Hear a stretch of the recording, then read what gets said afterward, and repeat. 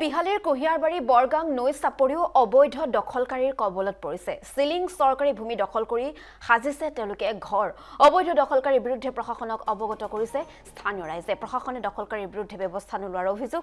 গৰাখহনীয়াত ঘৰ-বাৰী জাহ যোৱাৰ বাবেহে ভূমি দখলৰ দাবী কৰিছে দখলকাৰীয়ে। বছৰ বছৰ ধৰি চাপৰিত বসবাস কৰি আহিছে এই পৰিয়ালকেইটাই। প্ৰধানমন্ত্ৰী আৱাস যোজনাৰ ঘৰো লাভ কৰিছে পৰিয়ালকেইটাই।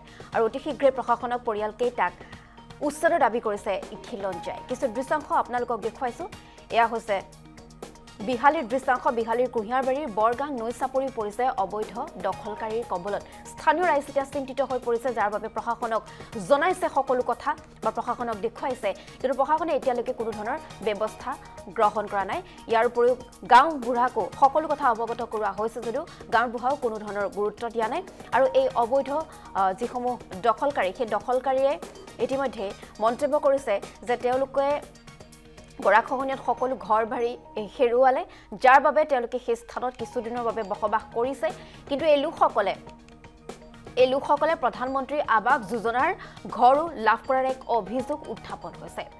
আৰু স্থানীয় লোকসকল অত্যন্ত চিন্তিত হৈ পৰিছে, যাৰ বাবে প্ৰশাসনক জনোৱা হৈছে বা গাঁও প্ৰধানক জনোৱা হৈছে, কিন্তু এতিয়ালৈকে কোনো ধৰণৰ ব্যৱস্থা গ্ৰহণ নকৰাৰ অভিযোগ উত্থাপন হৈছে প্ৰশাসন আৰু গাঁও প্ৰধানৰ বিৰুদ্ধে।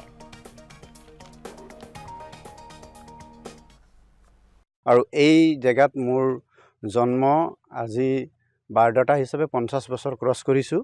আৰু 50 বছৰৰ ভিতৰত এইখন গাঁৱত যিখন এই এৰিয়াৰ যিটো হয়, এই প্ৰথমতে আমি খেতি পথাৰ কৰি খাই আছিলোঁ, সেইখন এৰিয়াত এতিয়া ক'ৰবাৰ পৰা মানুহ আহিছে আজি 10টা বছৰৰ ভিতৰত।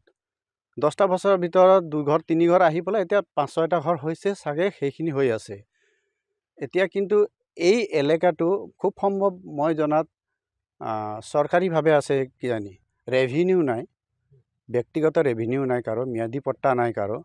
তেখেতসকলক আমি অহাত গাঁৱততো মানুহ প্ৰায় আহি থাকে, বাহিৰে ভিতৰে ম্যাদী মাটিটো আহিছে, চৰকাৰী মাটিটো আহিছে।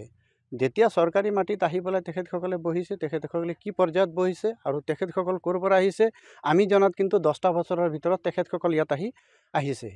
আমি তাৰ ওপৰত আমি মাজে সময়ে হয়তো গাঁওবুঢ়াক জাননী দিয়া হৈছিলে এইসকল ব্যক্তি আহিছে বুলি। তেতিয়া আমিতো ব্যক্তিগতভাৱে কাৰোবাক ঘৰত গৈ ক'ৰ পৰা আহিছে কি কৰিছে সেইটো আমি সুধিবলগীয়াত নপৰিছিলোঁ, যিহেতু আমি ইউনিয়ন নহয়, ইউনিয়ন সংগঠন কৰা নাই।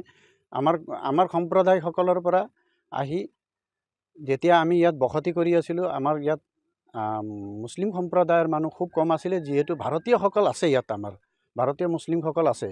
কিন্তু এখেতসকলক এতিয়া আমি কোনো তথ্য বিচাৰি তেখেতসকল ভাৰতীয় নে বংগমূলীয় সেই কথা আমি ক'ব নোৱাৰোঁ।